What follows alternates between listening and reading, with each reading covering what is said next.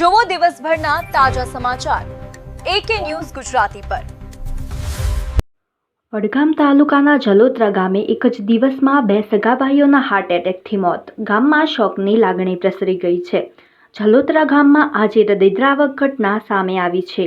ગ્રામ પંચાયતના સરપંચના પતિ મહેશભાઈ મેઘરાજભાઈ ચૌધરીને અચાનક હાર્ટ એટેક આવતા પરિવારજનો તેમને તાત્કાલિક સારવાર માટે દવાખાને લઈ જવા રવાના થયા હતા, પરંતુ પરિવારજનો મહેશભાઈને દવાખાને લઈ જવાની તૈયારીમાં હતા ત્યારે જ તેમના મોટા ભાઈ ધીરુભાઈ મેઘરાજભાઈ ચૌધરીને પણ અચાનક હાર્ટ એટેક આવ્યો હતો।